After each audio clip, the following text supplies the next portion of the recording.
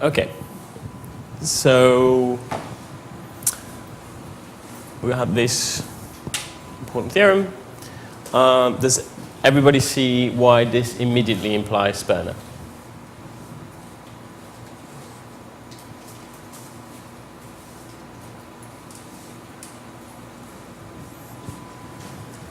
How small can this be? This is smallest when this is n over 2, basically. So at best, this is n over 2 all the time, in which case, by this inequality, we may have at most n choose n over 2 of those. Okay. So, Sperner as n choose a is always equal when a choose n over 2.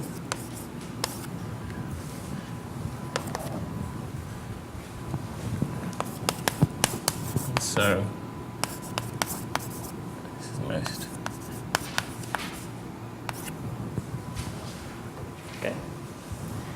So the proof for this is we're going to use the proof that Lubel gave, and it's quite magical.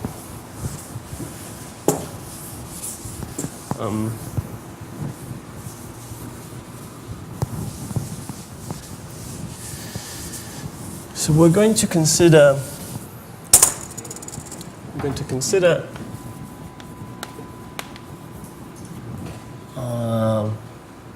permutations in Sn, meaning so pi to n, and we're going to say a pair pi a is acceptable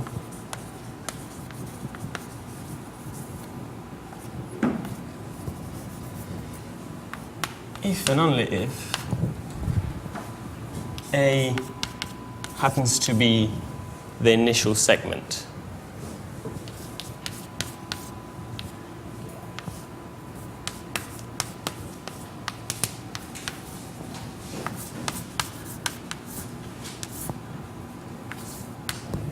Okay? So this is a permutation of 1 up to n, and I say this is an acceptable permutation, this pair is acceptable, if when I look at the initial segment, that happens to be my set A. Okay? Okay. So given A, so we fix A, how many acceptable permutations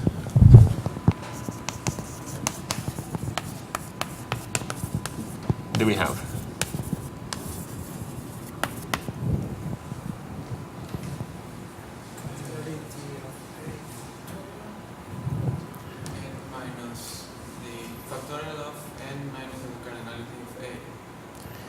Right, but you also get to order this, right?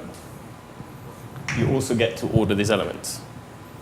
So the elements of A are not ordered, so you're almost right, in the sense that there is n minus modules of A factorial ways in which I can order the rest, and I don't care. And then I can choose any ordering inside. So, I mean, the rule is the initial segment is A, and here it doesn't matter. So I've got A factorial choices. And the rest, whatever you want. So n minus A factorial. Okay. So I have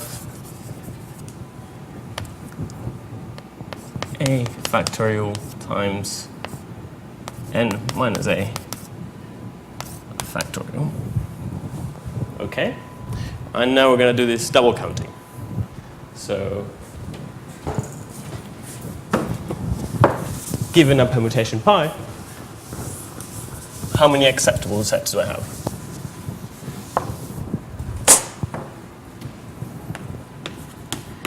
given pi in Sn, how many A in A are acceptable?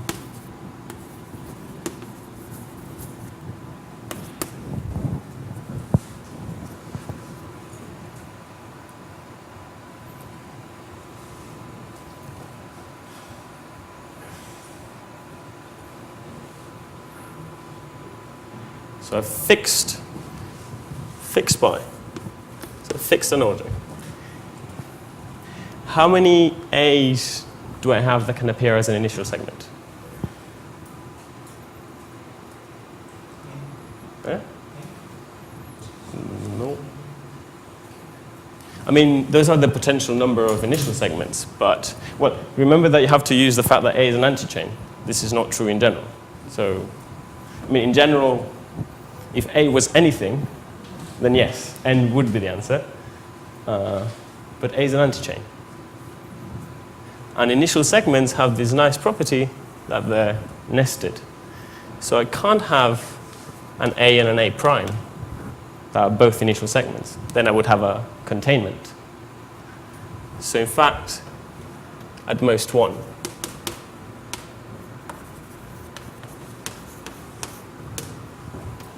Otherwise, I'm dead.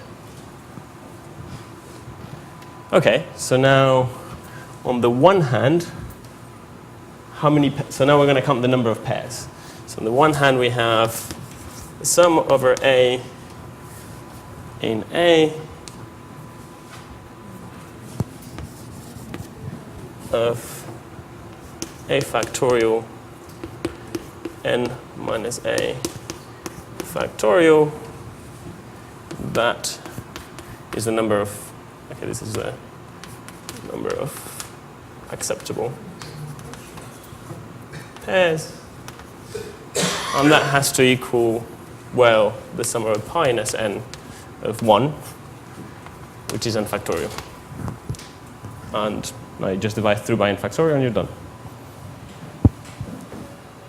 So it's incredibly slick as a proof. How exactly do you come up with this? It's a different question. Did everybody understand? Good. Okay, what other questions can we ask about set system? So we've seen when we don't have containment. Another natural. Actually, before moving on, let me mention some application. I mean, some interesting application of Sperner's lemma. See how this can be used.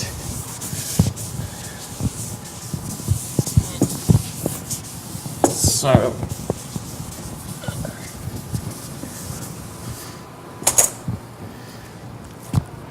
suppose you have a subset A of integers, and actually meaning non-zero integers, and the size of A equals n.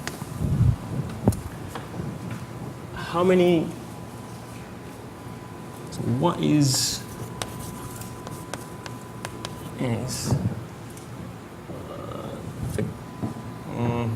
okay, given, so given any x in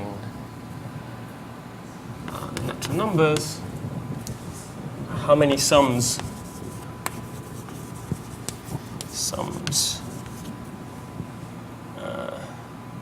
I guess let me call A1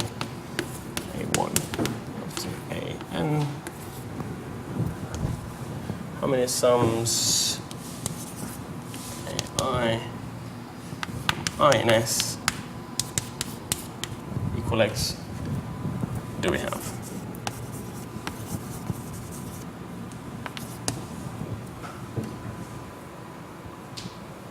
So basically, we look at all possible subsets of A and we look at what they add up, I want to ask how often can I possibly hit a certain x here?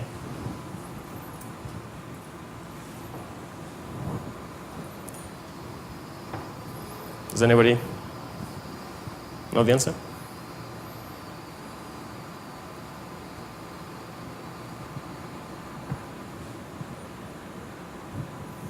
Okay, so say it's an application of Sperner's lemma.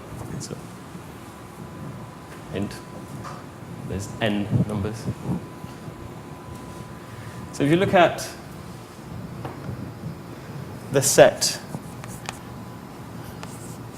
A sub x, which is going to be the set of S included in 1 up to n, such that the sum over I in S over AI equals x, then that is an antichain. Why is it an antichain? Well, these are all positive integers. So if I ever had a thing nested and the sum over this added up to x, then the other could not possibly add up to x as well. Okay. Then AX is an antichain, and that implies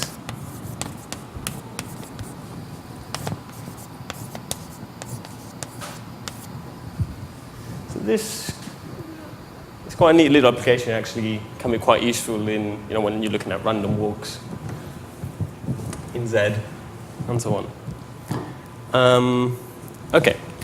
What other kinds of questions can we ask about subsets? So we looked about containment. I know a natural notion is intersection, right? When do things intersect? So definition, which is a family, set of families intersecting. If basically the intersection of any two elements in the family is known. Say A is intersecting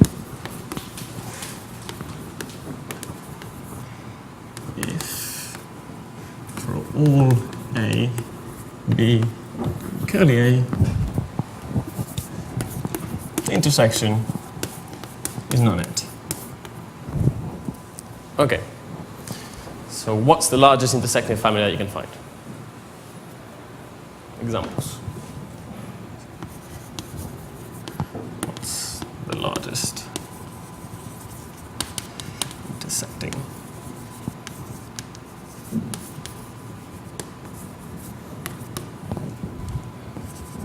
If we take one element and all the sets containing that element. Take all A such that 1 is in A. So we fix one element. Well, I said 1, but it could be obviously any 1 up to n. Is that the largest? Okay, what's the size of that? 2 to the power n, the cardinality of A minus 1. N minus 1. So that's, you're fixing 1 and then, so that has 2 to the n minus 1 sets. That's pretty good.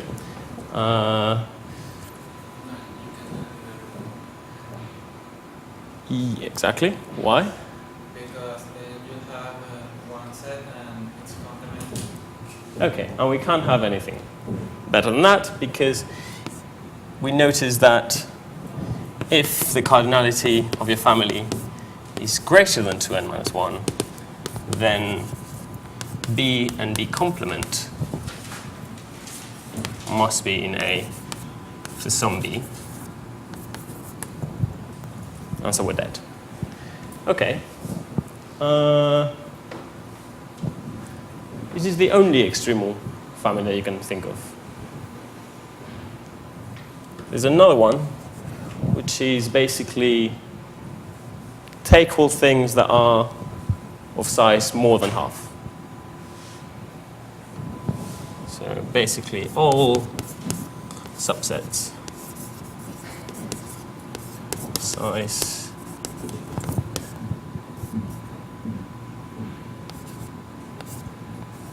I guess maybe actually is that what I want? So in that case this will do.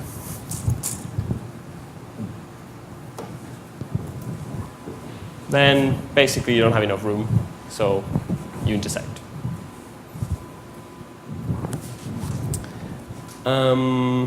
Okay. But what if instead of allowing our family A to live all around the cube, we restrict ourselves to a layer, to a specific size? So here's the question.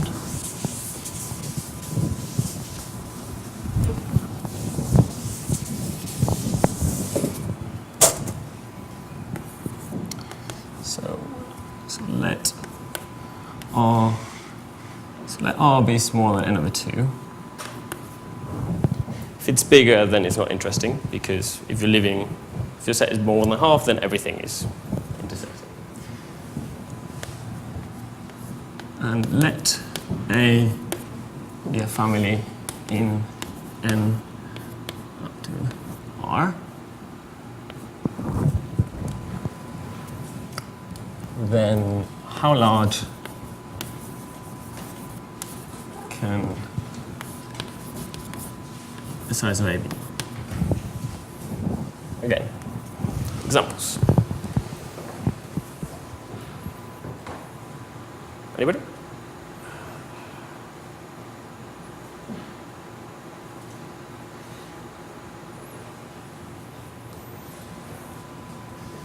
So this one still works.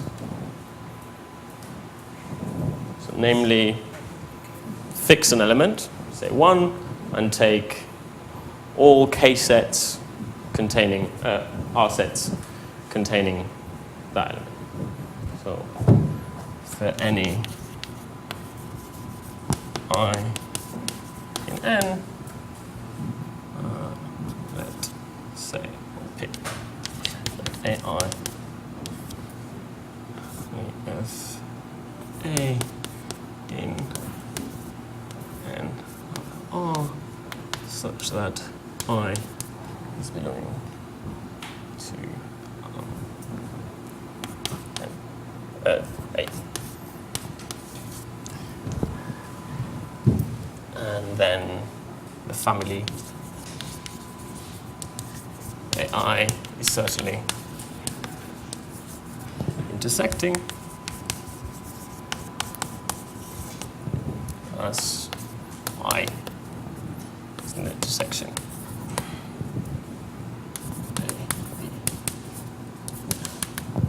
Okay, and what is the size of this family? Well, you have chosen an element, but then you're free to pick the rest. So that's n minus 1, choose k minus 1. Okay. R minus 1. No, yes, R minus 1 here. Oh, yeah. I think I've done it with k when I was looking at it before. So I may keep saying k instead of R. Okay. Can anybody do any better?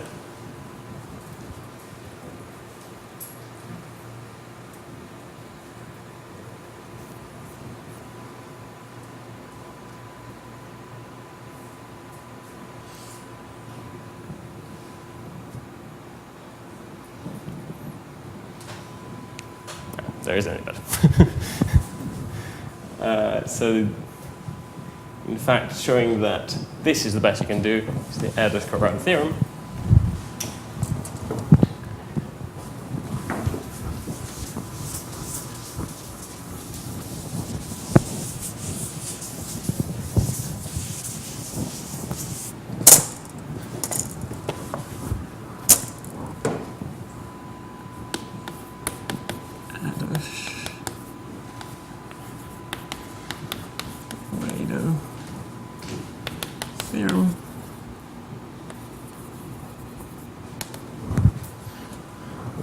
sure I've spelled everybody right.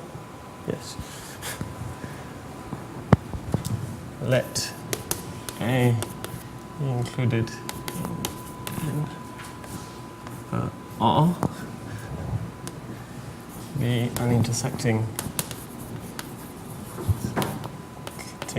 family.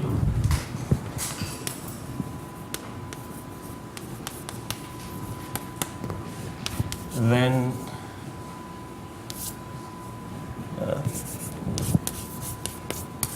is at most n minus 1, r minus 1.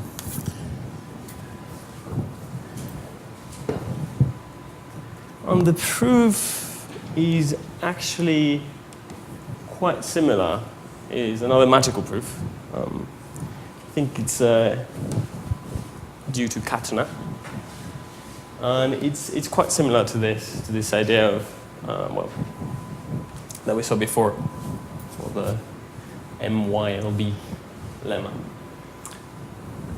So this time,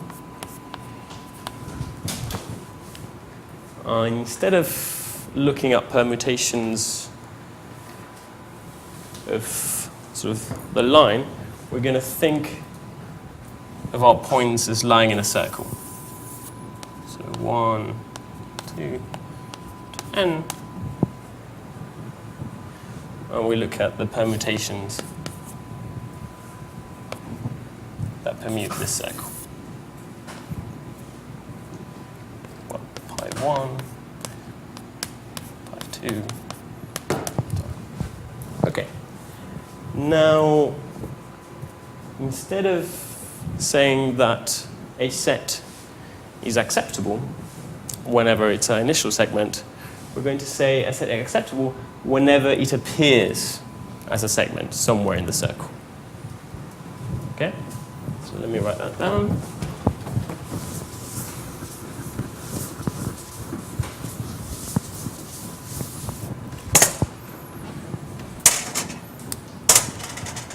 Okay, so let's say a pair A pi is acceptable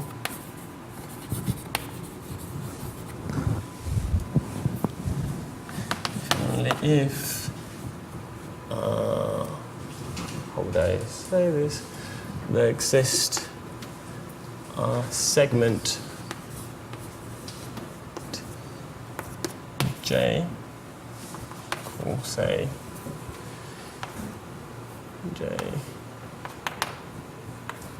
J plus A minus 1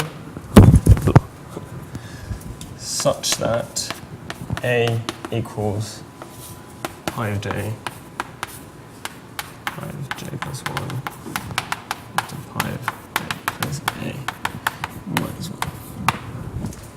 So basically, I go along, blah, blah, blah, and somewhere I've got this segment J and A's here. Okay? And now we do the same double counting. Okay. Given a set A, how many pi are acceptable?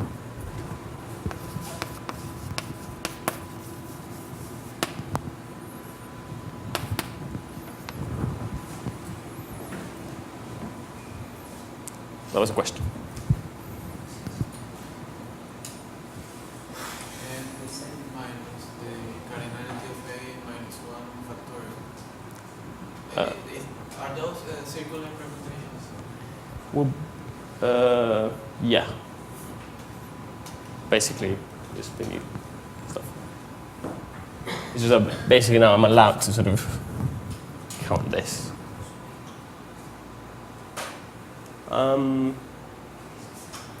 Okay, so fixed A. So the first thing that I'm going to do is decide where it starts. So where are my options? Where do I start? And I can start at n different positions. Okay. Then I can permute k factorial within it. So I should say, so a factorial, right?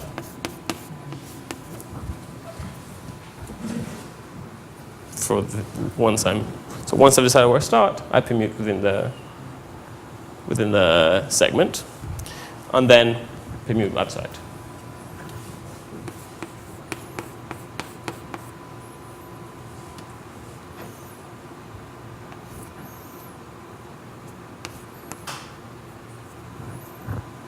And there's all, right? Okay. Now we have the double counting. So given pi, how many permutations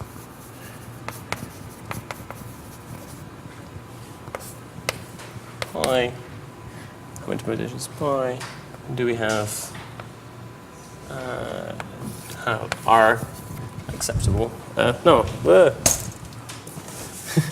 How many sets? A. Why doesn't anybody say anything? Given a permutation pi, how many sets A are acceptable?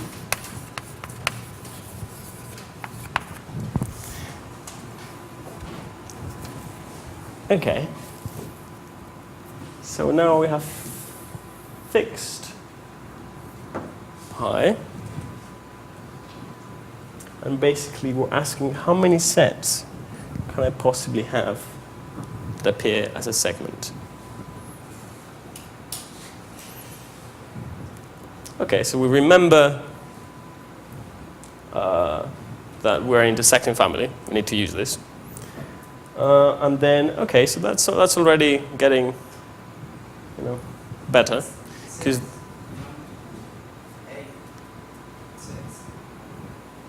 sorry? The set acceptable belong to a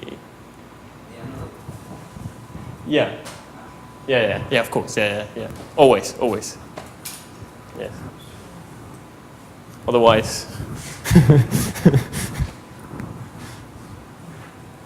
So the fact that it's intersecting is a good thing for us, right? I mean, basically it's going to tell us, so we're looking at how many sets in our family appear as segments, but I can't have a segment here if I appeared there. Because, well, then I'm disjoint.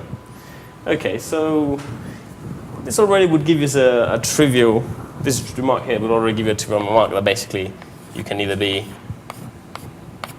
one of these points here. So that gives you, I think, 2k points.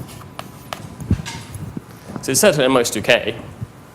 But actually, if you work a little harder, and I'm going to leave this on an exercise, you can show that it's actually at most k, in fact, equal to k. Well, most k. Well, it doesn't need to be there. And the idea is that basically, if you include kind of the set that is, that only shares one point here, then you're not allowed to take this one because you're disjoint. But let me sort of exercise. Show it is at most k. Okay. Now, hopefully, if I write it all out.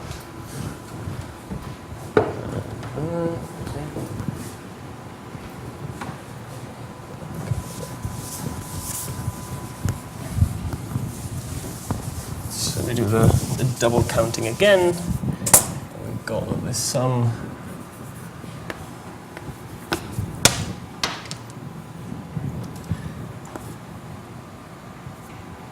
over all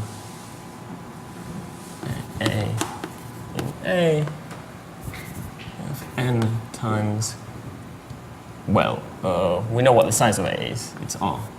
So R factorial n minus R factorial equals the number of acceptable pairs which is the same as k times, well, the number of permutations. This.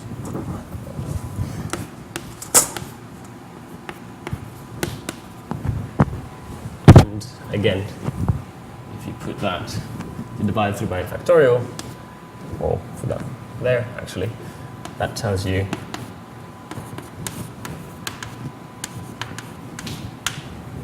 as required. So again, it's an incredibly slick and beautiful proof. This part of combinatorics is full of these. What makes it very, very nice. That's R times what? Cardinality of what? Sorry? On the first line. To the right. The other one is, yeah. Oh, times k, times r. I did say I will keep talking k's with r's. So because we're counting everything r times.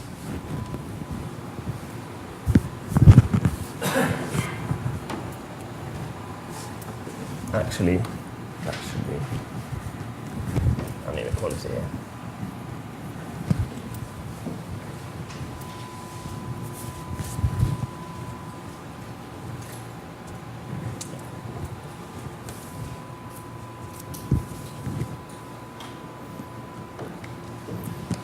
So I think I'll stop here, actually.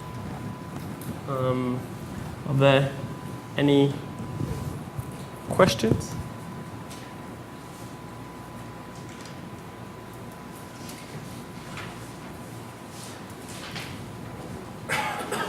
No? Wonderful. So yes, next Wednesday, Simon, so yet another substitute, will be giving the class.